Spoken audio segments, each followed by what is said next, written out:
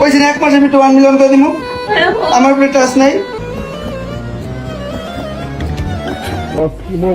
তো রাহাত ভাই, আপনি কথাটা ভুল বললেন। আপনাদের টিকটক আইডিতে 1 মিলিয়ন ফলোয়ার হইতে 1 মাসের কোনো দরকারই নাই। জাস্ট এমন করে জায়গা মতো 2-3টা ভিডিও দিতে পারলে পুরাই লাল।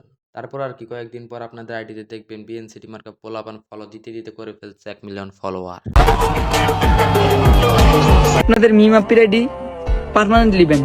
হ্যাঁ, আপনাদের মিমাপ্পির আইডি ব্যান। আর আপনারা যারা যারা মিমাপ্পির সাথে আমার এরকম ভিডিও চান, ধুর ভাই, বেশি দেরি না করে এখনই গিয়ে ফলো করেন।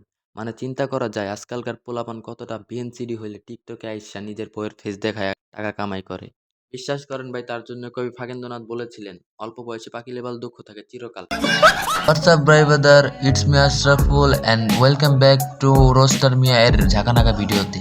তারপর বলেন, কি অবস্থা সবার, কেমন আছেন আপনারা সবাই? আশা করি আল্লাহর রহমতে আপনারা সবাই ভালো আছেন। তো ভিউয়ার্স, তোমরা কি টাকা কামানো নিয়ে চিন্তিত?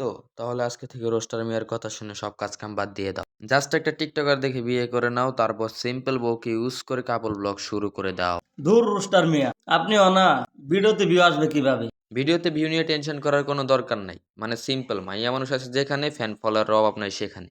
মানে বলতে গেলে এক কথা, মেঘনা চাইতে বৃষ্টি, বউকে ইউজ করে কাপল ব্লগারদের টাকা কামানোর এই অপূর্ব সৃষ্টি। মুন্নি তুই বিরায় আমার কাছে, তুই যা কবি আমি তুই যাও নু আমার কাছে বিরায়, আমি আর কিছু কইতাম না।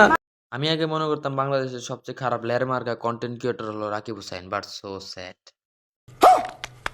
এই ভাইরালের আশায় সবাই কাপল ব্লগ করে, বউ দিয়ে সবাই এখন অনলাইনে টাকা কামাই করে। মাইয়া বলার ঘরে ভাত নাই কিন্তু হাতে আইফোন, বইয়ের ফেস দেখাইয়া চাচাতো ভাইদের কাইরা নিছে মন। বিনোদন ছাড়া মনটা আমার কিছু বোঝে না, অশ্লীল কন্টেন্ট ছাড়া পাবলিক এখন কিছু খোঁজে না। আমি জানি না কবে বদলাবে এই হাল চাল, মাথায় ব্রেন থাকলে বুঝতা কেন করি গালাগাল।